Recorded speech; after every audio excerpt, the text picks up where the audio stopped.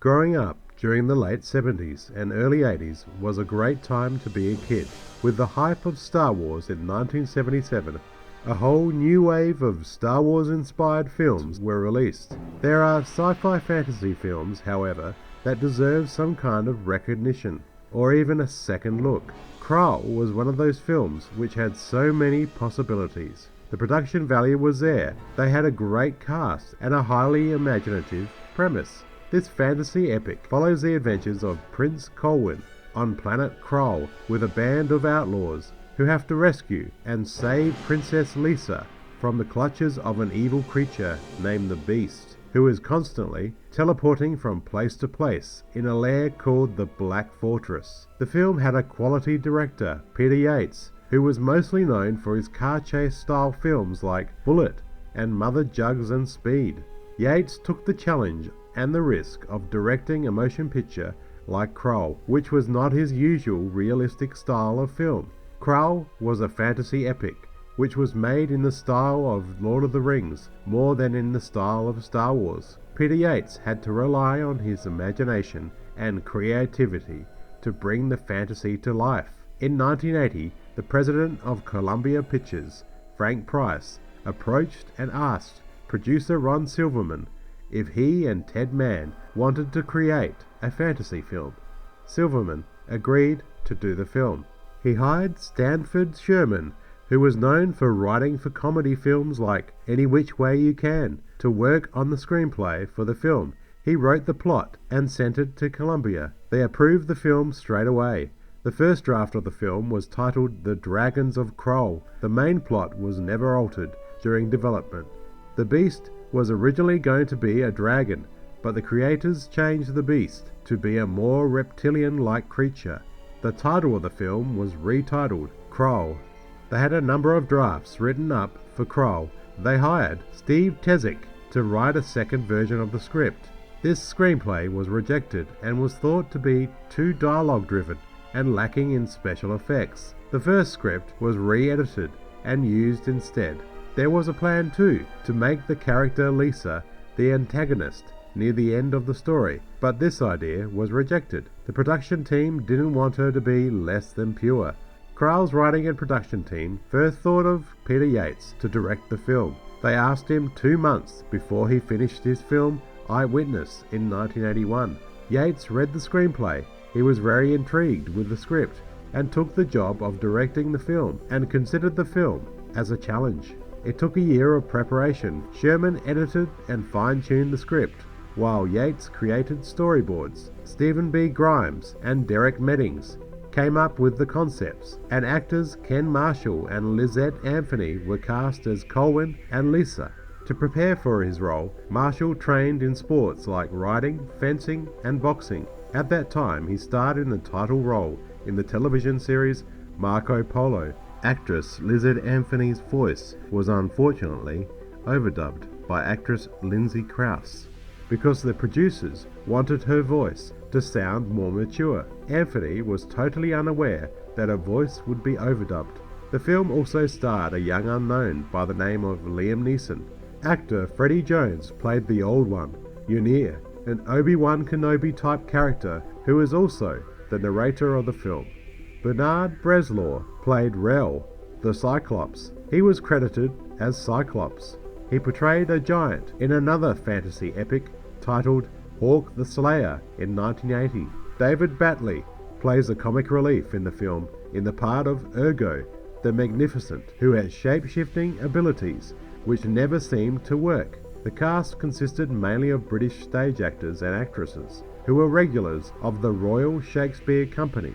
Krull was originally conceived and planned as a medieval-style film. Rumours floated around the film was a tie-in with the game Dungeons & Dragons. After multiple drafts, the film was turned into a fully-fledged fantasy-style epic. The majority of the film was shot on 10 sound stages over 5 months at Pinewood Studios. The giant 007 stage was used for the exteriors of the swamp sequence. In total, 23 sound stages were used.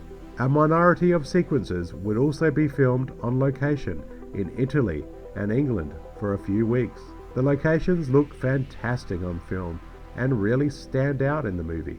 One can use one's imagination and really have people going through fantastic looking places, so it becomes more of a fantasy, more of an adventure that audiences will want to share. The budget of the film was $30 million.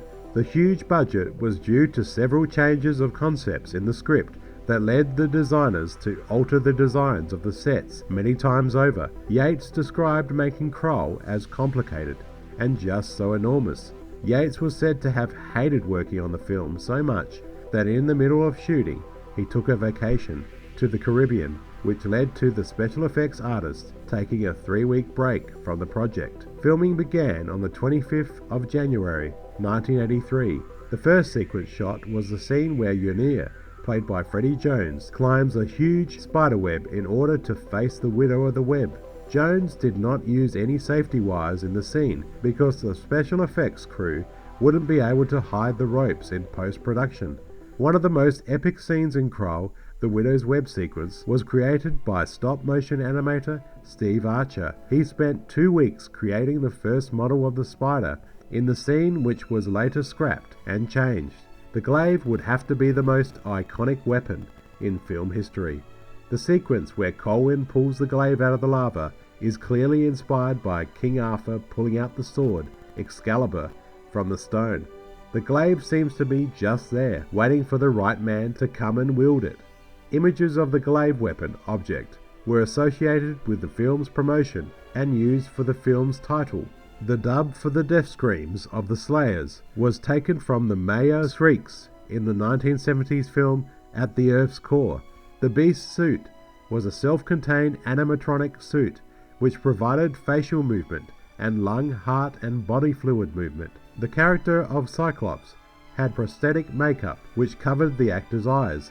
The lone eye on his forehead was radio controlled. Actor Breslaw was only able to look through one eye hole. Director Yates wanted to give the action scenes at the beginning of Krull that swashbuckler quality, reminiscent of the 1930s Errol Flynn films. The type of film Yates was going for with Krull was sort of a fairy storybook that moves, a fairy tale with a life, a reality of its own. Yates very much wanted to make a movie with old-fashioned romance in it. The score was composed by James Horner with the London Symphony Orchestra. The score is considered the composer's best early works. It's definitely one of my all-time favourite scores of Horner's. The novelization was written by Alan Dean Foster, who did a lot of novelizations for movies during the 1980s. A comic book adaptation was also published by Marvel Comics. Unfortunately, despite efforts by director Peter Yates, the film on its release was a commercial failure. Critical opinion was mixed. Numerous reviewers have highlighted its visual effects and soundtrack as being the best thing about the film.